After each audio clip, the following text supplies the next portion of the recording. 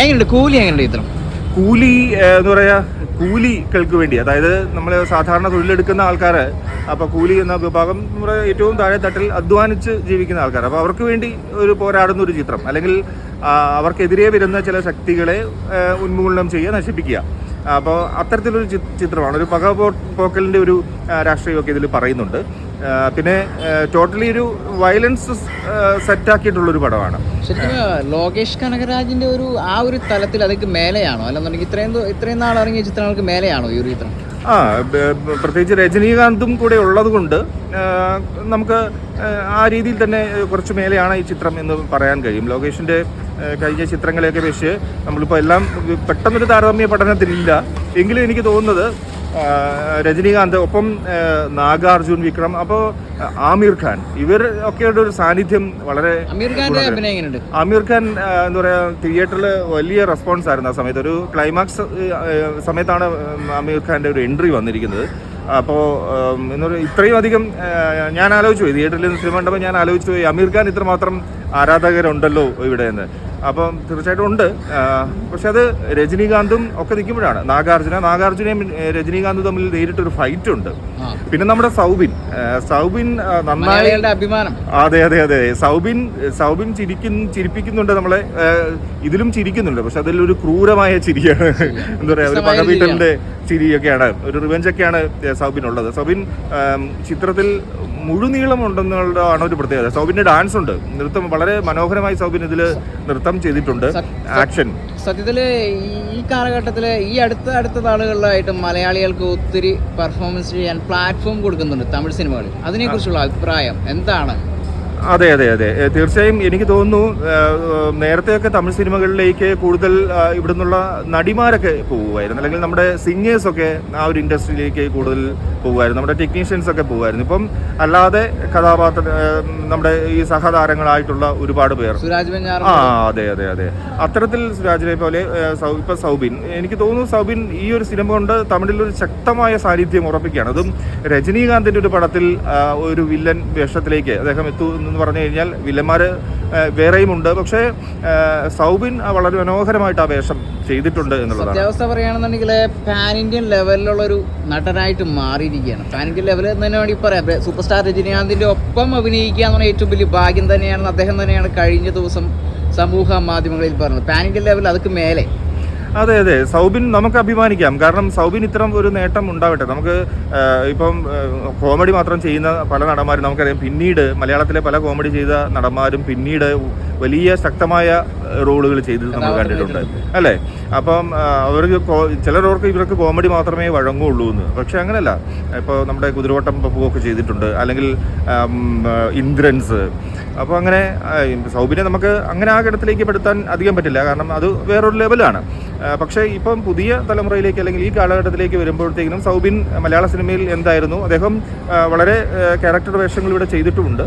അപ്പോൾ തമിഴിലേക്ക് വരുമ്പോൾ ഒരു ശക്തമായ ഒരു കഥാപാത്രം എന്നുള്ള രീതിയിലേക്ക് എത്തുകയാണ്. ഈ ഒരു ചിത്രത്തിലെ മോണിക്ക എന്ന് പറയുന്ന ഒറ്റ സോങ് കൊണ്ട് തന്നെ തമിഴകം, അല്ലെങ്കിൽ വേൾഡ് മലയാളീസ്, വേൾഡ് തമിഴന്മാരുടെ തമിഴ് പ്രേമികൾ തന്നെ കയ്യിലെടുത്തൊരു ചിത്രത്തിലെ ഒരു പക്കാ സോങ് ഉണ്ട്. ആ സോങ്ങിലെ ചടുലമായ സ്റ്റെപ്പുകൾ.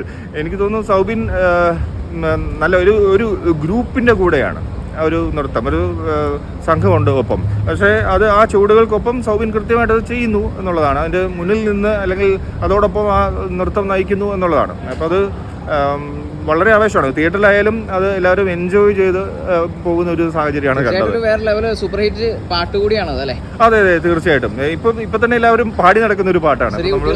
അതെ, ചെറിയ കുട്ടികളടക്കം പാടി നടക്കുകയാണ്. അത് പല നൃത്തവേദികളിലും പാട്ട് മത്സരത്തിന് എല്ലാത്തിനും ഇപ്പൊ അത് വന്നു കഴിഞ്ഞു. ഓണത്തിന് ഒരു നല്ലൊരു ചിത്രം തിയേറ്ററിലേക്ക് അല്ലേ? അതെ, തീർച്ചയായും. രജനീകാന്ത് നമുക്കറിയാം, എല്ലാ ചിത്രങ്ങളും നമ്മളെ മടുപ്പിക്കില്ല. അദ്ദേഹത്തിന്റെ ഫാൻസിന് കൂടുതൽ അദ്ദേഹം എന്ത് കാണിച്ചാലും ഇഷ്ടപ്പെടുന്നതാണ്. ഇവിടെ ആക്ഷൻസിനാണ് പ്രാധാന്യം. ഇതിന് ആക്ഷൻസ് ആണ്, വയലൻസ് ആണ്, കുറച്ച് ചോരക്കളിയാണ്.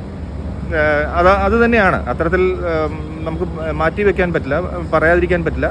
ഒരു വയലൻസ് ചിത്രം തന്നെയാണ്. ആ ഒരു രീതിയിൽ തന്നെ നമ്മൾ ചിത്രത്തെ കാണേണ്ടതുണ്ട്. നല്ല ചിത്രം. ഭയങ്കര ഹൈപ്പൊന്നും പറയാനൊന്നുമില്ല. എന്നാൽ തന്നെ ഫസ്റ്റ് ഹാഫിൽ നിന്നും മികച്ചതാണ് സെക്കൻഡ് ഹാഫ്.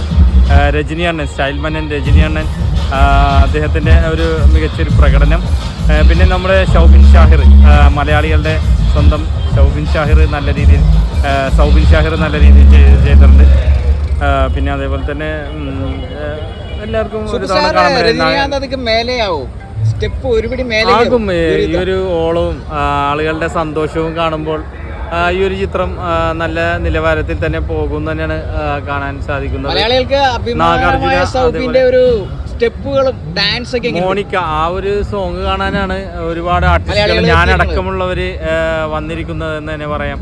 ഇതിനോടകം തന്നെ വൈറലായ ആ സോങ് തിയേറ്ററിൽ എക്സ്പീരിയൻസ് തീർച്ചയായിട്ടും ഒരുപാട് ആളുകളിൽ കുട്ടികൾ മുതൽ പ്രായമുതിർന്നവർ വരെ അനുകരിക്കുന്ന രീതിയിൽ, അതായത് സ്ത്രീകൾ തീർച്ചയായിട്ടും ഒരു ചിത്രം ഒരു തവണ കാണാനുണ്ടാവും എന്നുള്ള കാര്യത്തോട്ടുണ്ടാവും. ഈ ഒരു ചിത്രത്തോടെ സൗബിൻ പാൻ ഇന്ത്യൻ ലെവലിൽ പറന്നു എന്ന് വേണമെങ്കിൽ പറയാം. തീർച്ചയായിട്ടും മഞ്ഞുമൽ ബോയ്സ് എന്ന് പറയുന്ന ചിത്രത്തിലൂടെയാണ് സൗബിൻ ഷാഹിർ എന്ന് പറഞ്ഞ നടൻ കൂടുതൽ ആളുകളിലേക്ക്, മലയാളികൾക്ക് തീർച്ചയായിട്ടും മലയാളികൾ പോലെ തന്നെ തമിഴിലായാലും മറ്റുള്ള ലാംഗ്വേജിലായാലും ഈ ഒരു ചിത്രം മഞ്ഞുമൽ ബോയ്സ് ആ ഒരു ചിത്രത്തിൻ്റെ പ്രകടനം തന്നെയാണ് സൗബിൻ ഷാഹിർ എന്ന് പറയുന്ന നടനെ മറ്റുള്ള സംസ്ഥാനങ്ങളിൽ അറിയപ്പെട്ടത്.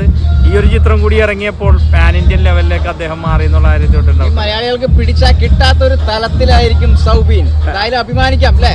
പിന്നെ തീർച്ചയായിട്ടും എനിക്ക് തോന്നുന്നു അദ്ദേഹം മാതൃഭാഷ വിട്ട് കളിക്കില്ല, അദ്ദേഹം പാൻ ഇന്ത്യൻ ലെവലിലേക്ക് പോകുന്നു. തീർച്ചയായിട്ടും അദ്ദേഹത്തിൻ്റെതായിട്ടുള്ള രീതിയിൽ ഇനി സംവിധാനം ചെയ്ത പറവ പോലുള്ള ചിത്രങ്ങൾ, ആ രീതിയിലുള്ള ചിത്രങ്ങൾ ഒരുപാട് അദ്ദേഹത്തിൽ നിന്ന് ഇറങ്ങാനുണ്ട്. മലയാളികൾ തീർച്ചയായിട്ടും അദ്ദേഹത്തിൻ്റെ ചിത്രം കാണാൻ, അഭിനയിക്കുന്ന ചിത്രമായാലും സംവിധാനം ചെയ്യുന്ന ചിത്രമായാലും കാണാൻ ആഗ്രഹിച്ചിരിക്കുകയാണ്.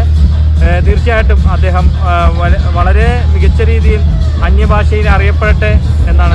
പ്രേമം എന്ന ഒരു ചിത്രം തുടങ്ങി ഇതുവരെയും സൂപ്പർ സ്റ്റാർ രജനികാന്തിന്റെ ചിത്രം വരെയും എത്തിയിരിക്കുന്ന സൗബിൻ മലയാളികൾക്ക് വളരെയധികം പ്രിയങ്കരൻ തന്നെ അല്ലേ?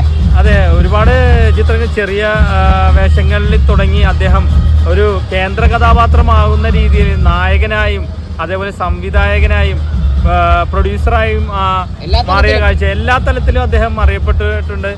എന്തായാലും ഈ കൂലി എന്ന് പറയുന്ന ഈ ഒരു ചിത്രം വളരെ ഹൈപ്പിനൊത്ത പ്രകടനമല്ലെങ്കിൽ പോലും ഒരു തവണ കാണാനുണ്ട് എന്നുള്ളതാണ് ഒരുപാട് ആളുകളിൽ അറിയാൻ സാധിച്ചത്.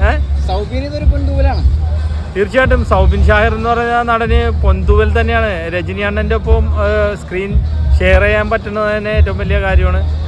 അത് ആ ഒരു ചിത്രത്തിൻ്റെ ഒരു കേന്ദ്രമെന്ന് പറയുന്ന ഒരു പ്രധാന ഗാനരംഗത്തിൽ അദ്ദേഹം മുഴുനീള അഭിനയിക്കാൻ പറ്റുന്നതിന് എടുത്തു പറയേണ്ട ഒരു കാര്യമാണ്. അത് തീർച്ചയായിട്ടും ഒരുപാട് ആർട്ടിസ്റ്റുകൾക്ക് അസൂയ തോന്നുന്ന, ഒരുപാട് ഡാൻസേഴ്സ് ആയിട്ടുള്ള ആർട്ടിസ്റ്റുകൾക്ക് അസൂയ തോന്നുന്ന പ്രകടനം തന്നെയാണ് ആ ഗാനരംഗത്തിൽ അദ്ദേഹം കാഴ്ചവെച്ചിരിക്കുന്നത്. നല്ലൊരു ചിത്രം.